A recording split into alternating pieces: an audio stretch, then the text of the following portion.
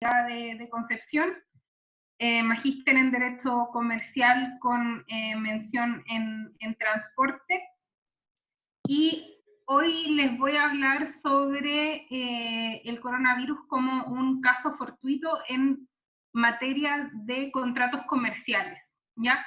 Por caso fortuito me refiero a un imprevisto que es imposible resistir, así es como lo define nuestro Código Civil, y es el motivo por el que estos imprevistos nos permiten, en ciertas ocasiones, sustraernos del cumplimiento de nuestras obligaciones. Quiero precisar que yo no voy a tocar el tema laboral, así que por favor, si es que tienen consultas respecto a este tema en materia de contrato de trabajo, yo no soy la persona a la que le tienen que dirigir las preguntas, ya que, como les indicaba, mi especialidad es mercantil, así que no creo que sea la mejor persona para asesorarlos en este tema. Les sugiero que vayan a un especialista en temas laborales. Lo que les comentaba, la pregunta ¿es el coronavirus un caso fortuito o fuerza mayor? Como les indicaba, el derecho chileno define al caso fortuito o fuerza mayor como un imprevisto al que es imposible resistir, ¿ya? Entonces, para responder la pregunta sobre si es que el coronavirus es un caso fortuito o no, nos tenemos que hacer tres preguntas. En primer lugar, ¿son los efectos del coronavirus o la ocurrencia del coronavirus algo irresistible? En segundo lugar, ¿era imprevisible? Y en tercer lugar, si es que la parte del contrato, en este caso el deudor, si es que contribuyó a la ocurrencia de este evento. ¿Ya? En primer lugar, respecto de la irresistibilidad. ¿A qué me refiero con que sea irresistible? Significa que la ocurrencia de la pandemia tiene que haber hecho imposible el cumplimiento de la obligación. Por ejemplo, se decretó cuarentena total en ciertas comunas de Las Condes y una pyme tuvo que dejar de funcionar porque simplemente no podían hacer teletrabajo, etc. Imagínense que se estuvo en cuarentena total por 3 semanas y por esa razón la pyme simplemente dejó de recibir plata y por lo mismo no pudo hacer frente a sus obligaciones. O sea, no le pudo pagar a proveedores, etc. En este caso, el coronavirus hizo irresistible el cumplimiento de la obligación, ¿ya?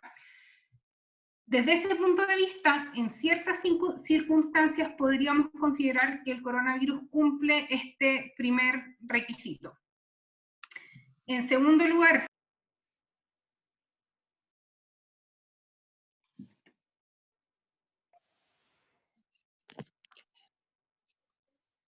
¿estoy todavía en el video, no? Sí, Camila. ¿Sí? Ibas en el segundo lugar. Vale.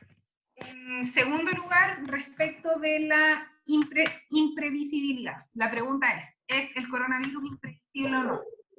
Por imprevisibilidad se entiende que un deudor o una parte contractual se pudo haber preparado para esta ocurrencia, para estas circunstancias.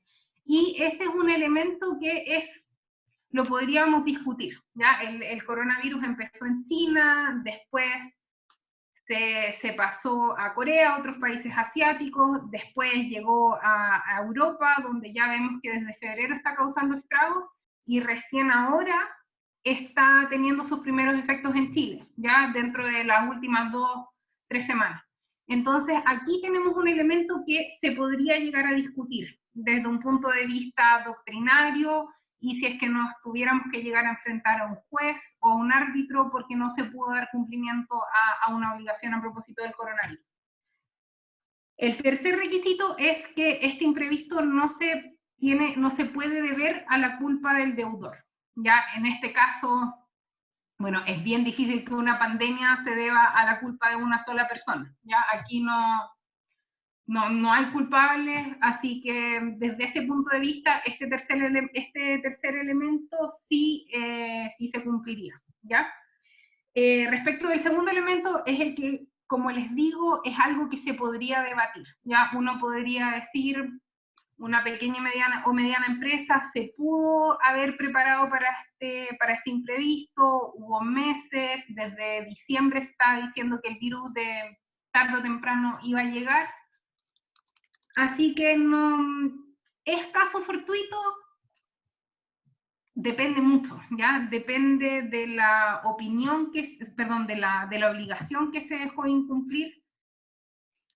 Entonces, siempre nos vamos a poder asilar en esta institución del caso fortuito porque está establecida en la ley, de manera que aunque ustedes no tengan un contrato van a poder acudir a ella, pero no es la mejor vía desde un punto de vista práctico.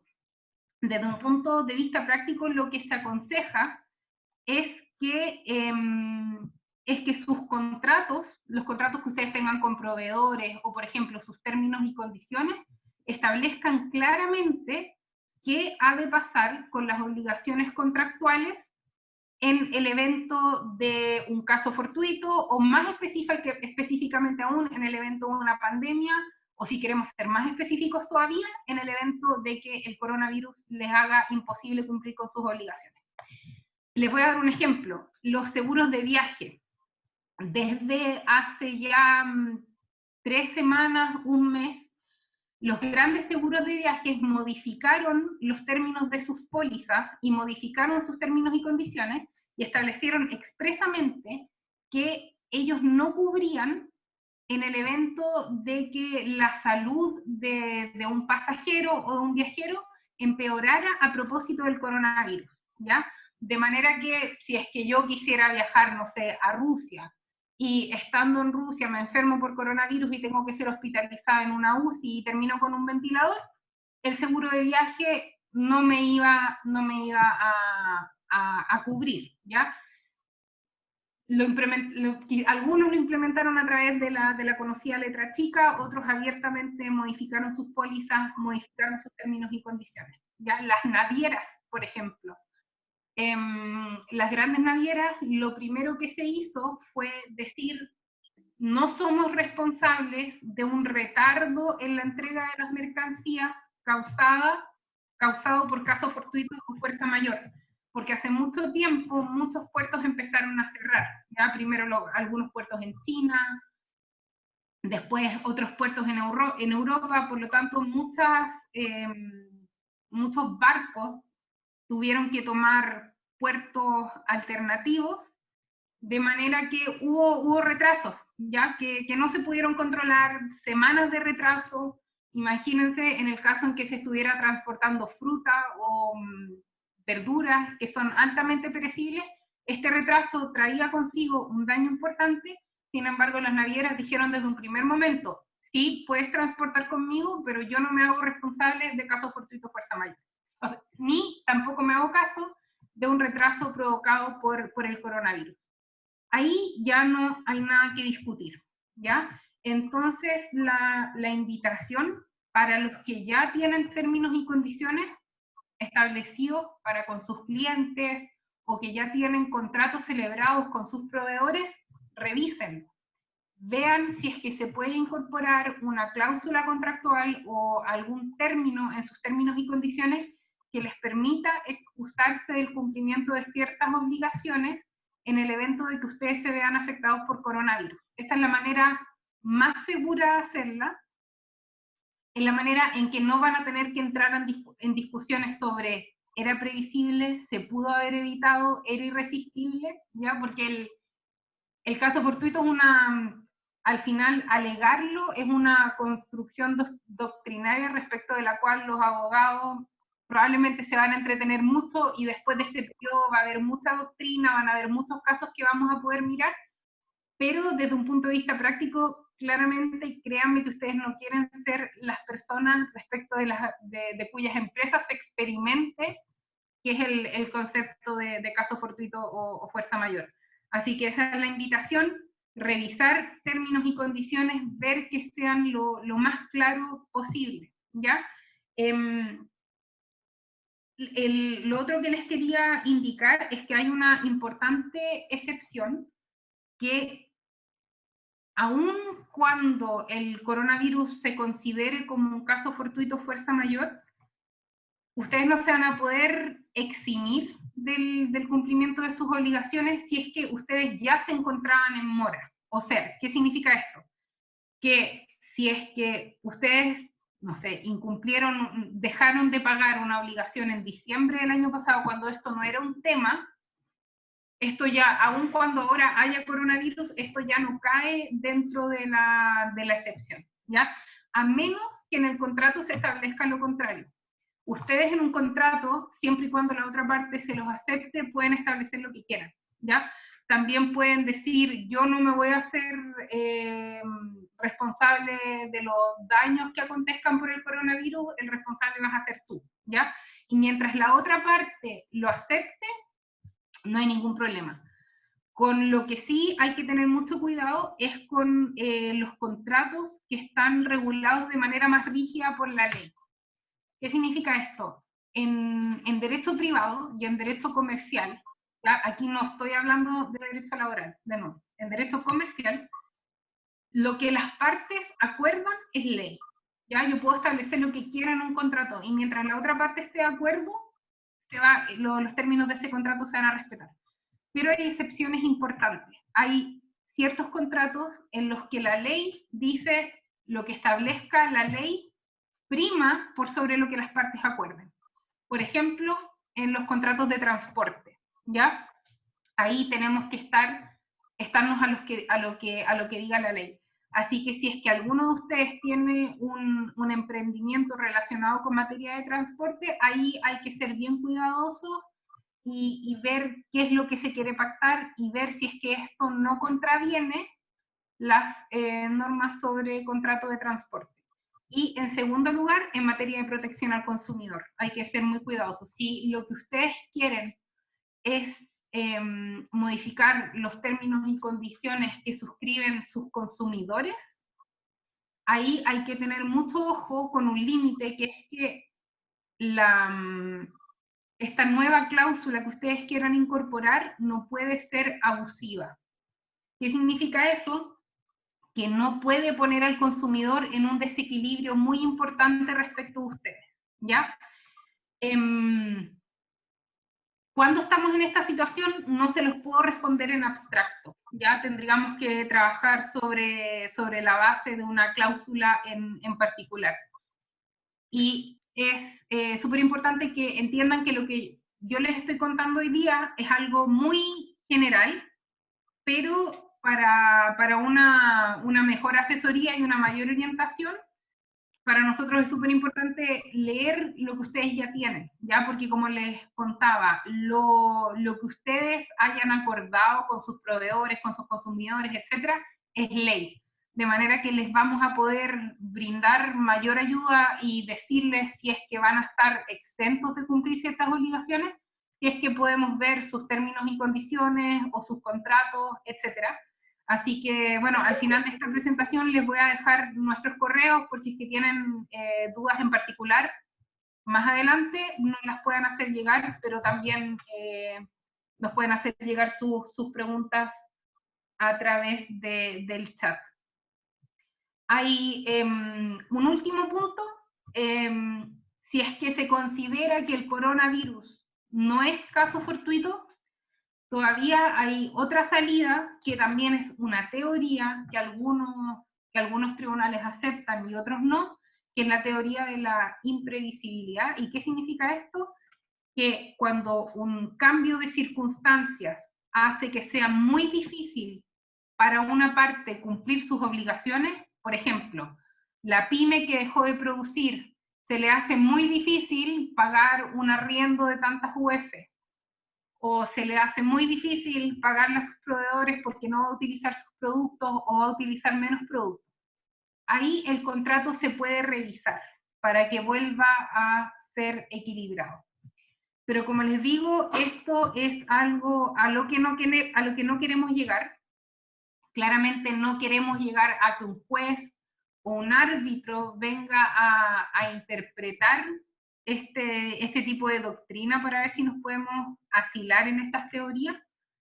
Así que, como les decía desde el principio, en este caso, ahora que todavía estamos a tiempo, que quizás todavía no se están incumpliendo obligaciones, revisen sus contratos, repacten si es que es necesario, negocien de nuevo si es que es necesario, porque es un área gris y los acuerdos contractuales son siempre la manera más fácil, más barata y más rápida de resolver un conflicto. No sé si es que tienen preguntas, me pueden hacer llegar las preguntas por el chat. Hasta ahora no veo ninguna, pero bueno, le doy el pase a mi colega, a Diego. Si es que tienen más preguntas, si es que tienen preguntas respecto de lo que les comenté en lo que queda del webinar, por favor envíen las consultas por el chat y les voy a tratar de responder lo antes posible. Bien, Cami.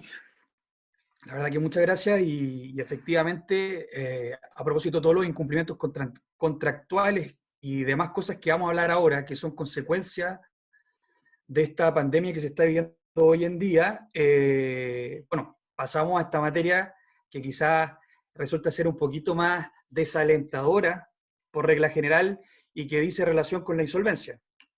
Bien, contarles un poco el contexto histórico de la ley que hoy tenemos en Chile y que nos permite o nos da ciertas herramientas para superar la insolvencia. Bien, sea que yo sufra algún tipo de imposibilidad total y definitiva al pago de mis obligaciones, ya sea como empresa o como persona natural, o ya sea que me encuentre en una situación o que proyecte una situación donde mi empresa o mi organización pueda remontar un problema o una época de problemas económicos, pero que lo tenga que hacer a través de ciertas herramientas. ¿Bien? Contarle un poco el contexto. En Chile históricamente y en el mundo históricamente siempre se ha visto la quiebra o el concurso, como se le llama comúnmente, o la palabra más correcta para llamarle, siempre se le ha visto como con un cariz más bien difamante. De alguna manera es una persona o una empresa que se aprovecha de su acceso al crédito y producto del fracaso en su emprendimiento, deja de pagar. ¿Bien? O paga en menor medida de lo que tenía que hacer a sus acreedores. Por lo tanto, no fue sino hasta el año 2014 donde teníamos una ley concursal de muy poca aplicación. La verdad que eran casos muy restringidos, muy pocos casos al año, y hoy tenemos una estadística que es bastante categórica. Hoy en Chile se tramitan cerca de 10.000 procedimientos de quiebra o de renegociación o reorganización al año, ¿bien? Ya a 5 años de vigencia de la ley actual. ¿Cuál es el paradigma que tiene o que busca la legislación concursal chilena del año 2014 a la fecha? Es decir, nosotros en Chile asumimos que estamos en un país donde, por el sistema económico que adoptamos, buscamos el crecimiento a través del emprendimiento privado. Por lo tanto, necesitábamos un estatuto más adecuado y que incentivara más al emprendimiento. Pero no solamente en la forma en que nosotros pudiéramos emprender, sino en qué situación yo me encuentro ante un emprendimiento que pueda fracasar. O sea, estadísticamente es bastante categórico y dice y que cerca del 90% de las empresas no pasan al tercer año. Entonces, con esta estadística que es bastante clara, nosotros teníamos que tener un estatuto que te incentivara a emprender, pero que en el caso de que tú fracasaras, que podía ser una situación probable, tú pudieras tener ciertas herramientas para que ese impacto no fuera tan grande o no te marcara en lo sucesivo, sino que te incentivara a dar un cierre sano a digamos, a esa experiencia empresarial y poder intentarlo con otra. O sea, como dato anecdótico, no sé, Donald Trump tiene 4 quiebras a su haber. Bien.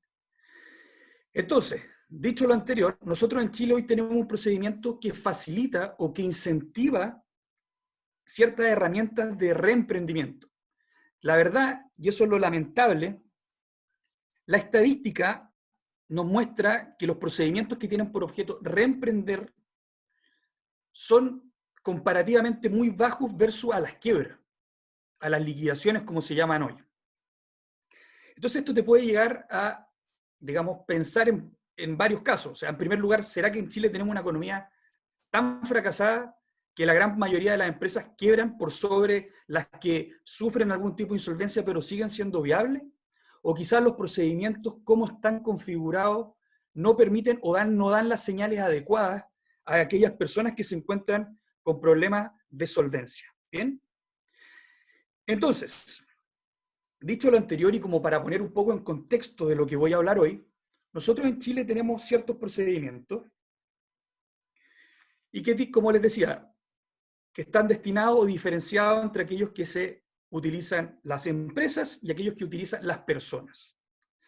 Bien, dependiendo de la situación de insolvencia que yo me encuentre, y por supuesto dependiendo de la intención que yo tengo respecto a si quiero continuar con mi negocio o si no quiero continuar, puedo iniciar un procedimiento que tenga por objeto liquidar la empresa, es decir, dar un cierre y pagar a mis acreedores con los bienes que tenga la empresa, o tenemos la posibilidad de reemprender. ¿Y cuándo voy a reemprender? Cuando mi insolvencia sea viable, o aun cuando no me encuentre en una insolvencia actual, pueda proyectar hacia el futuro que en un mediano o corto plazo voy a tener problemas de liquidez. Entonces, si nosotros esto lo llevamos al contexto actual y cómo se ha estudiado este problema o esta pandemia del coronavirus y las dificultades que va a generar, principalmente a nivel de empresa, ¿qué es lo que se ha dicho? Por darle algunos ejemplos, en Europa ya se está reformando gran parte de los procedimientos concursales de los países miembros. ¿Por qué? Porque estiman que la ley de quiebra podría ser una herramienta para mitigar los efectos negativos que pueda tener esta pandemia en las empresas y en el empleo. ¿Bien? ¿Y cómo se identifica principalmente esta pandemia y cuáles son los principales problemas que va a generar?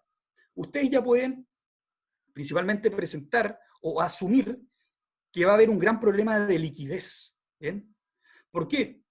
Por ejemplo, yo me encuentro en este momento en Chillán, y en Chillán tenemos un confinamiento total. Es decir, ninguna empresa en este momento, salvo aquellas que proveen de artículos de primera necesidad, está abierta. ¿Bien? Ellos quizás puedan generar ingresos durante esta etapa, pero gran parte de los otros no, que completan, digamos, la inmensa mayoría del comercio en esta ciudad. Pero esto no solamente pasa en Chillán, pasa a nivel global. Y sumado a este problema de liquidez, por la imposibilidad de poder tener mis negocios abiertos, también está un problema de empleo, que quizás es el que más se ha discutido a nivel legislativo. Y básicamente es ese gasto fijo que yo tengo en pagarle a mis empleados, pero no tengo liquidez y gran parte de los emprendedores trabaja día a día y trabaja con los ingresos que genera. Ya tuvimos la experiencia del 18 de octubre y la imposibilidad que tuvieron muchos emprendedores de abrir. Y las consultas que me llegaban eran en torno a eso. Aquí es lo que pasa. Y claro, yo pude deducir que gran parte de los emprendedores que hay trabaja día a día con los ingresos día a día. Muy pocos ya tienen, digamos, alternativas o herramientas más sofisticadas para poder ejecutar sus giros, como comercio electrónico o etcétera. Bien. Pero el gran problema quizás, y que subyace a estos dos que ya les he mencionado, es también la incerteza. ¿Por qué? Porque nosotros no sabemos cuándo esto va a pasar. Cuándo las medidas, digamos, o los estudios de la autoridad sanitaria me van a permitir abrir.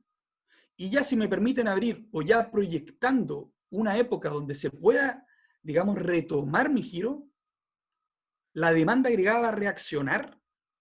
Es decir, la gente va a tener el suficiente dinero para poder comprar, voy a tener suficientes ventas. Entonces la incerteza es la que de alguna manera provoca en mí este escenario o esta pregunta de ¿qué es lo que hago?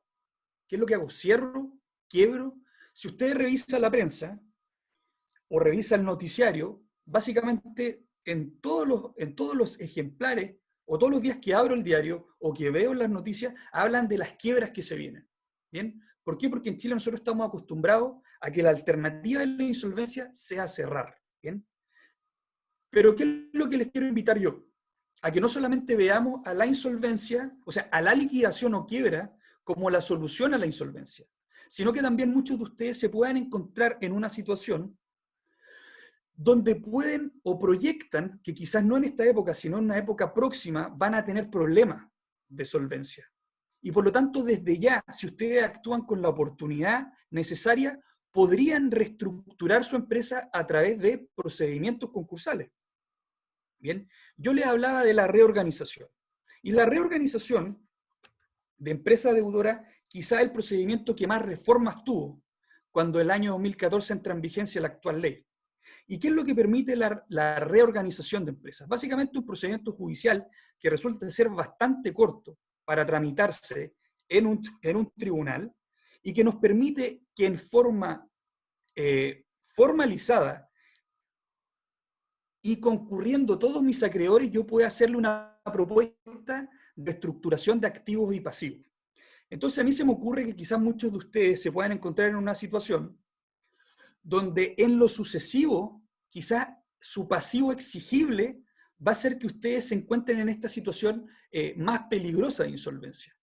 Por lo tanto, si nosotros pudiéramos rebajar ese pasivo exigible, es decir, aquella cuota total que yo pago mensualmente de 7 millones, yo la puedo bajar a 4, quizás podría manejar estos tiempos de crisis. Entonces, aquel que se encuentra en esa situación, y que son muchos, la verdad, muchos que te dicen, Diego, ¿sabes qué? Que, mira, yo puedo pagar, yo tengo ingresos para pagar, o tengo un colchón para pagar, pero si tú me cobras 5 millones al mes, yo no paso junio. Pero si me cobraran 2,5, yo podría pasar perfectamente junio y quizás llego hasta septiembre. Bien, entonces aquel que se encuentra en esa situación, probablemente quizás sean los procedimientos idóneos para poder salvar su situación, digamos, financiera durante esta época de pandemia. También es importante destacar de este procedimiento que no solamente me permite negociar en los términos que yo planteé. ¿Por qué? Porque la gran alternativa a la reorganización es la renegociación o repactación común y corriente que usted hace individualmente con algunos de sus acreedores. ¿Qué es lo que pasa? Comúnmente cuando yo voy a renegociar mis deudas con acreedores determinados, la propuesta no la hago yo. La propuesta me la hace el banco, me la hace la institución financiera, me la hace mi proveedor. Y que muchas veces me castiga, digamos, diciéndome, bueno, te permito bajar un poco la cuota mensual, pero el capital total final va a ser mucho más grande del inicial. Por lo tanto, eso desincentiva que yo pueda recurrir a esta alternativa. En la reorganización, la propuesta la hace usted, ¿bien? Y no solamente la hace usted, sino que también hay un funcionario que interviene, que recibe el nombre del veedor, que es lo que antiguamente era el síndico, y él también va a actuar o va a propender a que este acuerdo pueda surtir efectos y pueda ser acogido. Y no solamente en la audiencia que para ello haya el efecto, sino también él hace un informe de viabilidad sobre el mismo. ¿Bien? Por lo tanto, su propuesta puede ser acogida o no, y si en la audiencia en la cual se pronuncian sobre la viabilidad o la aprobación de la propuesta que usted le haga a su acreedor en los términos que usted estime conveniente para reemprender, no alcanza los quórums que la ley le exige, usted perfectamente puede pedir con quórum bastante bajo, mayoría simple, que se postergue, ¿bien? O presentar nuevas propuestas. Entonces, mientras usted se asesore y pueda presentar una propuesta viable, podría tener, al término de este procedimiento, que debe durar unos 4 o 5 meses, digamos, una empresa completamente reestructurada. ¿Y una empresa reestructurada para qué? Para poder sobrevivir a esta época. Imagínense que hoy el Banco Central ya proyecta una baja del 2,5% del PIB, entonces a todos se nos va a venir difícil. Pero quizás yo puedo salvarla. Y si es así, bueno, acá tengo una alternativa. ¿Cuáles son los problemas que esto puede generar? Y que muchas veces me preguntan, me dicen, bueno, Diego, pero yo inicio este procedimiento. Hago una propuesta de reorganización, la estudio y la verdad que queda bastante robusta, pero yo he iniciado el procedimiento, viene el banco, pum, y ejecuta su garantía. O viene la institución financiera determinada y me demanda ejecutivamente. Por lo tanto, la situación que me encontraba al momento de hacer mi propuesta es distinta y es más desfavorable mientras tramito el procedimiento. Entonces, uno de los grandes beneficios de este procedimiento de reorganización es que durante su tramitación yo me encuentro bajo una figura que se llama protección financiera concursal. ¿Y eso qué significa? Que no se pueden iniciar en mi contra ningún juicio ejecutivo de ninguna naturaleza. Por lo tanto, ¿qué es lo que hace la ley? Me da una protección para que durante la tramitación del procedimiento yo me encuentre en similares condiciones que aquellas en las cuales yo hice una propuesta. ¿Bien? Entonces, no solamente me permite proponer, sino también me protege y permite o facilita que esa propuesta tenga eficacia. ¿Bien? ¿Cuál es el problema de la reorganización? Porque hasta ahora suena muy bien. El problema es el evento que no se acepte mi propuesta, que no se alcance el quórum de 2/3. ¿Bien? En el caso que así sea, la ley establece un efecto, digamos, por default, que es que se iniciará la liquidación de la empresa. En otras palabras, si no surte efecto o no prospera mi procedimiento de reorganización, voy a necesariamente tener que iniciar una liquidación. Entonces, esa también es una circunstancia que usted debe ponderar si su intención es salvar la empresa. O sea, acá el gran trabajo no es durante el juicio, el gran trabajo es antes de iniciar el procedimiento de reorganización. ¿Por qué? Porque mi estudio debe ser lo suficientemente detallado y completo para que yo ya pueda, de manera previa al inicio, proyectar, digamos, el éxito que este puede tener. Y por supuesto, que también va a ser estrictamente necesario que usted antes de iniciar el procedimiento pueda tantear el terreno y cómo o en qué condiciones se encuentran sus mayores acreedores en términos de aceptar o no la propuesta que usted le haga. ¿Bien?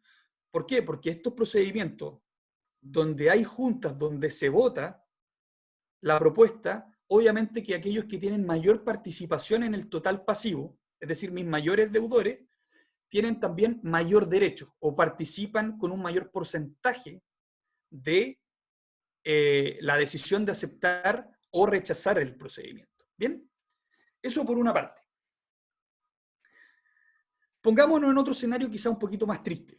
Pensemos que usted, la verdad, producto, quizá aventurémonos con lo que pasó el 18 de octubre, tuvo grandes pérdidas y ya no quizás estaba recuperando un poco de aquello que pasó, pero ahora te viene esto y la verdad que tú no ves forma de poder reemprender, al menos con ese emprendimiento, ¿bien? Con la que tú actualmente estás desarrollando tu actividad empresarial.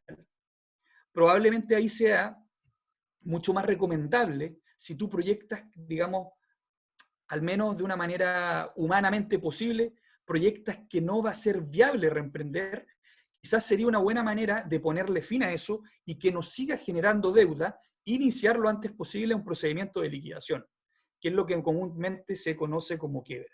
¿Por qué?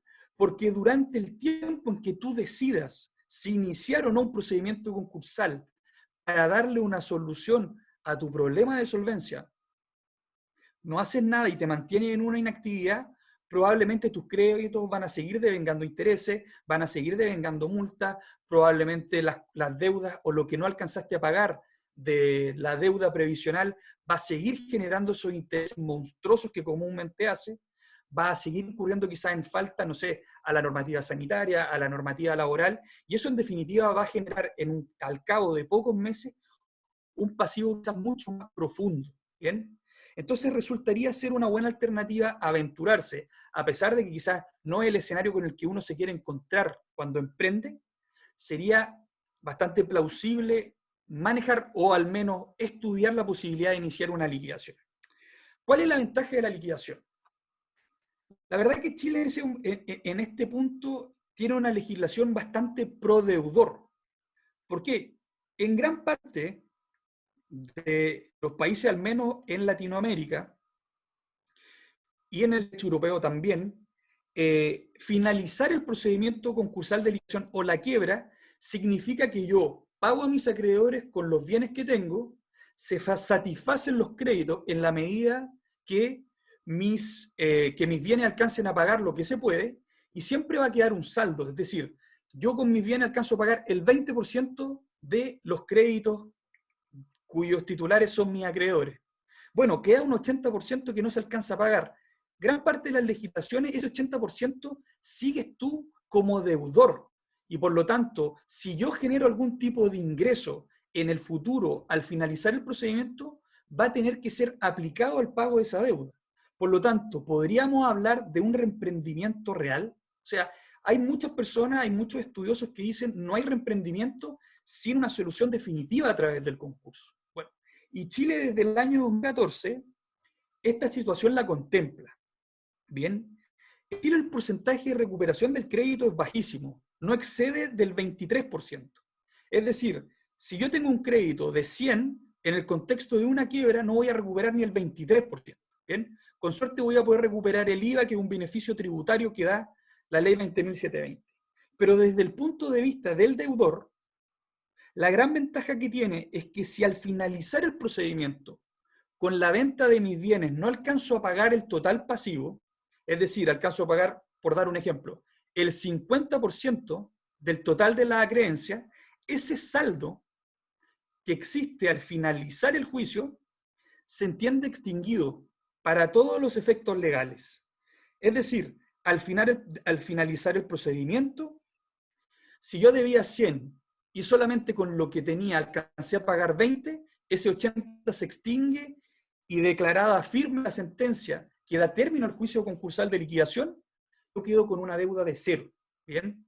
Entonces, de alguna manera, el legislador se hizo cargo de esta dificultad que generaba reemprender si debía o continuaba con la calidad de deudor de los créditos de mi emprendimiento previo. ¿Bien? Entonces, quizás para todos que se encuentren en una situación donde proyectan que quizás la falta de liquidez, los problemas que pueden tener con sus empleados, digamos en términos de que, producto de la falta de liquidez, no voy a poder cumplir ni con mis obligaciones laborales, no voy a poder cumplirle a mis proveedores. Y además las incertezas, como bien les decía, que genera toda esta pandemia. ¿Por qué? Porque nosotros estamos sujetos como emprendedora a lo que señale la autoridad sanitaria.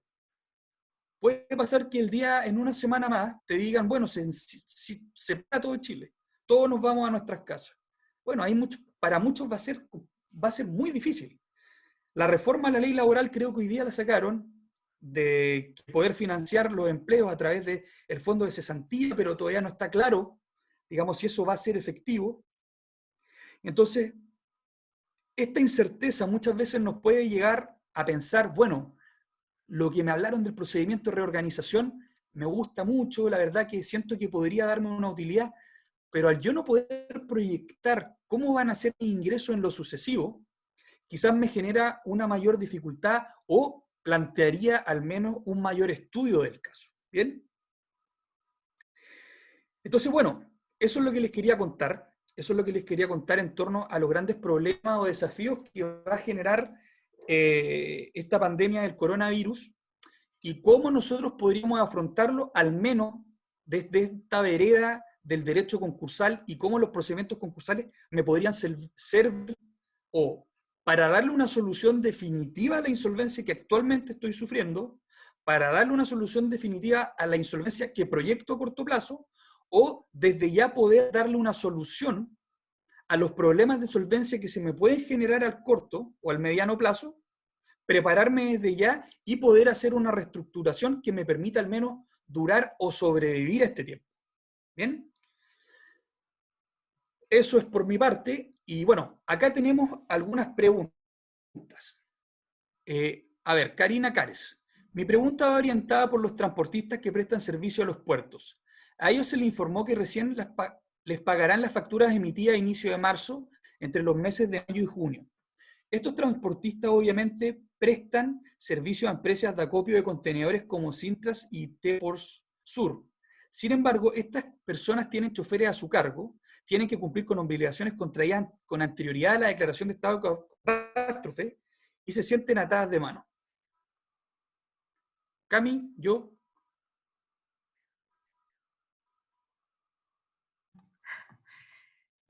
Bueno, yo puedo responder un poco desde un punto de vista contractual y después tú lo podrías ver desde un punto de vista de insolvencia, porque aquí hay más de una alternativa posible. Comercialmente hablando, respecto de estas facturas impagas, está la posibilidad de la factorización. pero la verdad es que hoy, dada la contingencia actual, no sé si es que esto sea muy atractivo respecto de los costos que hayan, pero es una alternativa que definitivamente se tiene que estudiar. Y ya, el puerto se puede acoger a que el coronavirus es un caso fortuito, como les decía, eso habría que revisarlo en los términos del contrato que se celebró entre el depósito de contenedores o el terminal de carga y los transportistas, porque eso siempre aparece en una cláusula, y como los terminales de carga, las navieras, transportistas, etcétera, son una de las empresas que reciben los primeros impactos de las pandemias y las contingencias relativas a la salud, normalmente se incluyen este tipo de cláusulas. Eso desde un punto de vista netamente mercantil, contractual. Desde un punto de vista de la insolvencia quizás también hay otra alternativa.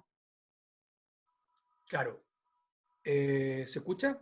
Bien, tratándose desde el punto de vista de la insolvencia, claramente estas son las situaciones que se van a empezar a presentar. Yo ya he podido hablar con algunas personas que les están notificando de las postergaciones de pago. Bien, ¿cuál es un problema? Cuando yo ya tengo al menos ingresos ciertos que en el futuro puedo proyectar recibir, podríamos, al menos sería, digamos, una pista que me permitiría decir, si es que quisiera recurrir a un procedimiento concursal, decantarme por los procedimientos de reorganización, porque lo que tú me describes al menos es que se trata de una empresa transportista, o no sé si es un transportista individual, pero de ser así, podría iniciar procedimientos que tengan por objeto la reestructuración de deuda. ¿Por qué? Insisto, puedo proyectar que en el futuro tengo ingresos. ¿Cuál es el problema? Que quizás yo pueda proyectar al tener una factura que es un título ejecutivo imperfecto. Pero yo no sé en qué condiciones van a estar las navieras o mis acreedores de aquí al futuro. Porque por una parte nosotros podemos ver las ventajas que te puede prestar el procedimiento concursal a tu emprendimiento o a tu actividad, pero también le puede prestar ventaja o puede producir ciertos efectos tratándose de tus propios acreedores. Y de ser así, imagínate, tú tienes una factura o eres acreedor de una obligación de X plata contra un acreedor, y ese acreedor inició un procedimiento de liquidación. De ser así, solamente se me va a pagar digamos, dependiendo de mi calidad de acreedor. Es decir, voy a concurrir con los demás acreedores que existan, y si soy un acreedor balista, es decir, que no tengo ninguna garantía, probablemente no me alcance ni a pagar. ¿Bien? Entonces esos son los factores que hay que tener en consideración. ¿Qué es lo que haría yo? ¿Qué es lo que haría yo en este sentido? Bueno, usted tiene alguna herramienta que te da el procedimiento ejecutivo para iniciar el cobro ejecutivo de factura. Y si se trata de empresas grandes, yo no dejaría de hacerlo, la iniciaría desde ya. ¿Bien? A ver, otra pregunta. Don Guido. Diego, ¿se puede acoger el procedimiento de reemprendimiento en caso de que existan demandas ejecutivas en tramitación? Bueno, aquí hay que hacer una distinción. Tratándose de los procedimientos para empresas deudoras, se puede perfectamente iniciar un procedimiento de liquidación o de reorganización. De hecho, los tribunales, ya es un criterio bastante generalizado, que para iniciar procedimientos de liquidación, es decir, de aquellos de quiebra, te exijan al menos un procedimiento ejecutivo iniciado, es decir, con la demanda ejecutiva notificada. ¿Cuál es el problema? Tratándose de los procedimientos destinados a personas deudoras. ¿Bien? Aquellos procedimientos de renegociación, que son aquellos que están destinados a la reestructuración de activos y pasivos que realizan las personas y que se tramita ante la Superintendencia de Insolvencia y Reemprendimiento, uno de los temas ejecutiva en su contra, al menos dentro de los 24 meses anteriores a la solicitud. Por lo tanto, si alguien se encuentra en ese caso con una demanda ejecutiva en tramitación, no va a poder hacerlo. Si quisiera iniciar un procedimiento derechamente de quiebra, podrá hacerlo con una demanda ejecutiva notificada. A ver, Karina nos dice, los transportistas no firman ningún tipo de contrato con las empresas de acopio. Casi todos son transportistas individuales, por desgracia. Bueno, en este caso que tú me describes, las demandas estas son, perdón, la forma en que trabajan, si es con facturas, por lo tanto, el transportista va a ser considerado empresa. Bien, siendo considerado empresa, tendría que iniciar un procedimiento de reorganización si es que quisiera, digamos, buscar herramientas de reemprendimiento o de sobrevivencia durante esta época, o si quisiera directamente liquidar, bueno, el procedimiento es bastante similar tratándose de empresa y de persona. Yo lo que insisto, básicamente trataría de iniciar los procedimientos ejecutivos con este título que es la factura, desde ya, y quizás no esperar, si se trata de empresa grande. ¿Bien? No sé si existe o si hay otra pregunta.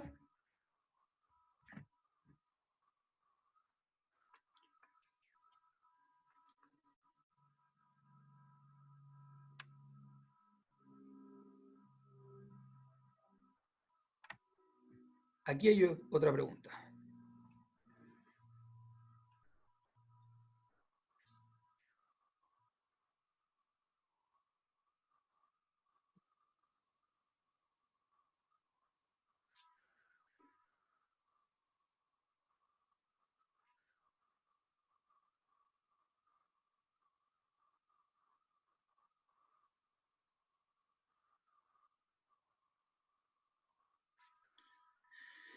Bien, aquí alguien... Bueno, vamos primero con la pregunta de don Leonardo. Me dice, profesor, en cuanto a créditos personales, por ejemplo, mi emprendimiento de Uber, no puedo salir a trabajar y el banco no me da prórroga para pagar mi crédito personal. Perdón, te voy a hacer otra pregunta. Con respecto a la forma en que tú recibes ingresos desde Uber, tú mensualmente, ¿qué es lo que tienes que otorgar? ¿Una boleta de honorarios? ¿O cuál es la forma en que se da cuenta, al menos tributariamente, de que tú recibes ingresos y que los canaliza esta aplicación Uber?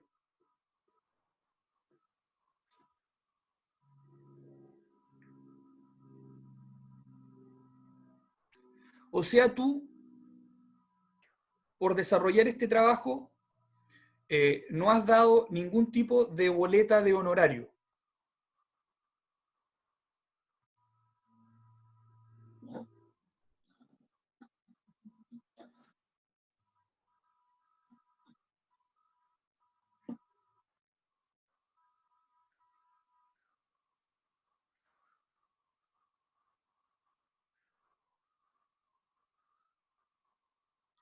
Bien, por lo tanto, en este caso, tú te encuentras en la calidad de persona deudora para efectos de la ley 20.720. Por lo tanto, en este caso son dos tus alternativas. Si tú tuvieras más de 3 obligaciones que excedan, que excedan una suma aproximada de 2.100.000 entre el total de tus deudas y no estés demandado de ningún procedimiento ejecutivo, podrías iniciar una renegociación ante la superintendencia. ¿Bien? De esa manera tú podrías provocar que todos tus acreedores tengan que concurrir a negociar en los términos que tú plantees. ¿Cuál es el gran problema que esto se genera hoy? Y yo al menos escribí una crítica ahora para el diario.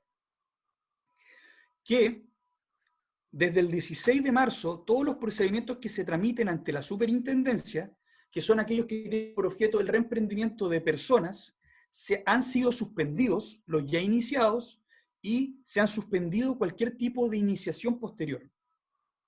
Por lo tanto, hoy, al menos hasta que termine el estado de excepción, no podrías iniciar uno de esos procedimientos.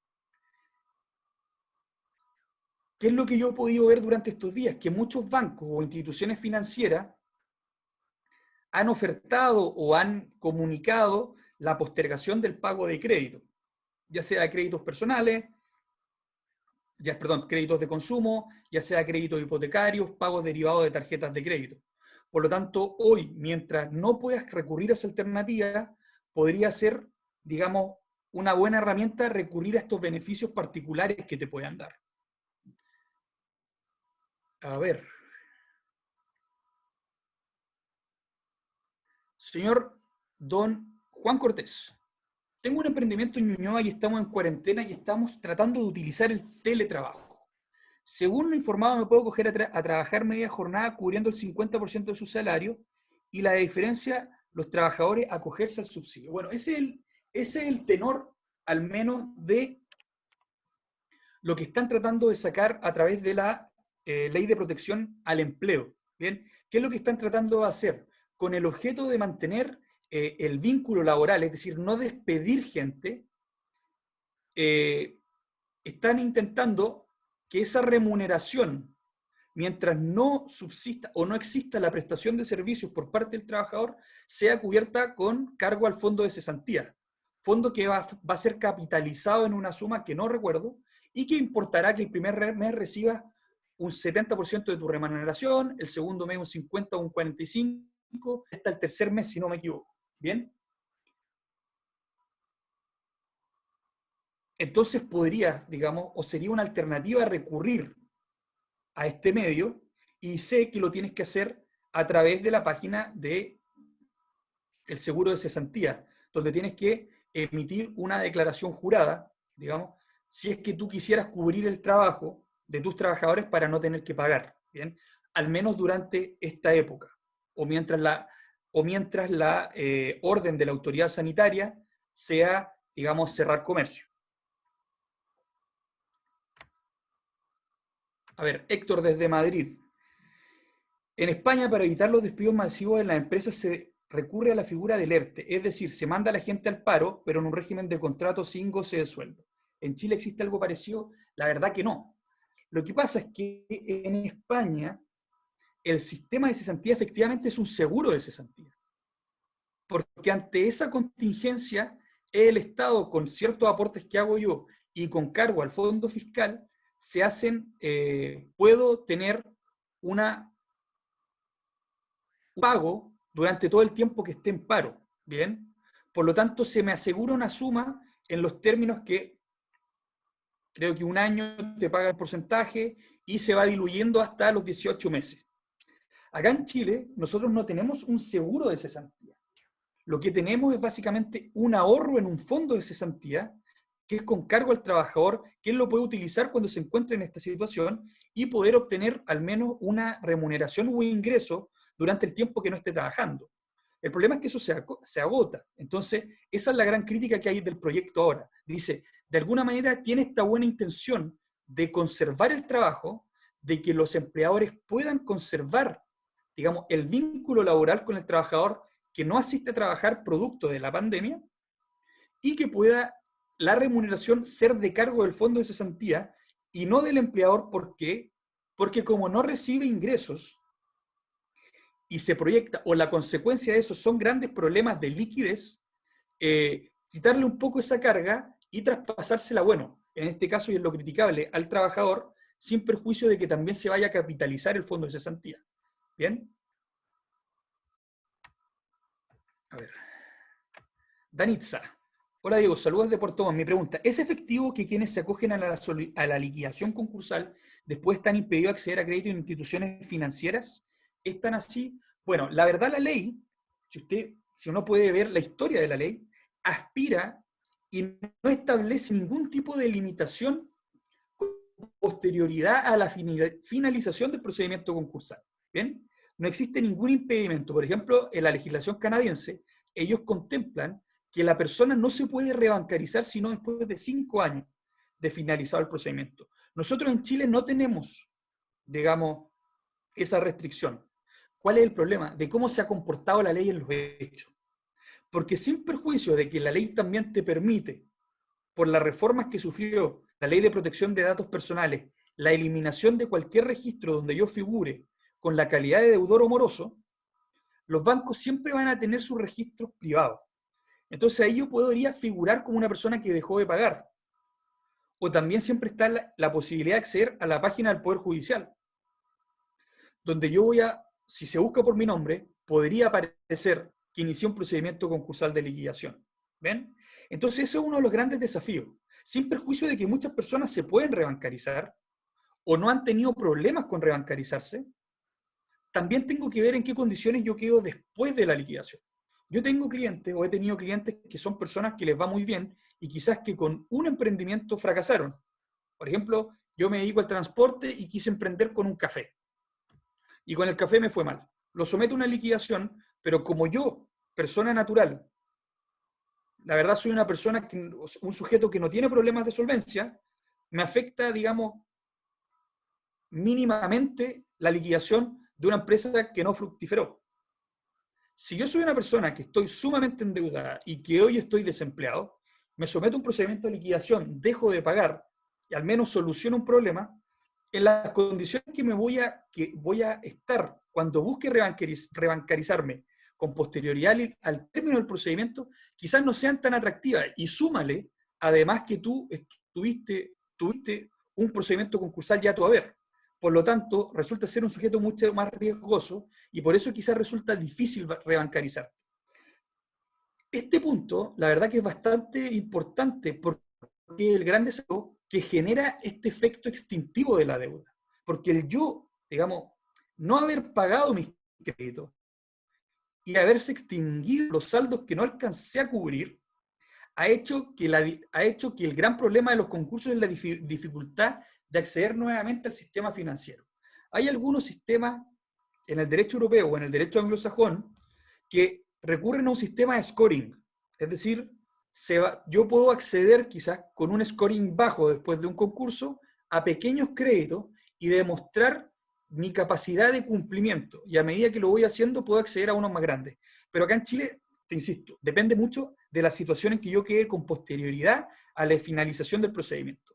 Si sigo siendo una persona solvente, porque solamente quebré un procedimiento, una empresa específica de las otras que tengo, no va a haber problema. Si la verdad yo me la jugué con todo en un procedimiento y ahora, después de que terminé la liquidación, quedo peor, pero sin deudas, probablemente voy a tener grandes problemas de rebancarizarme.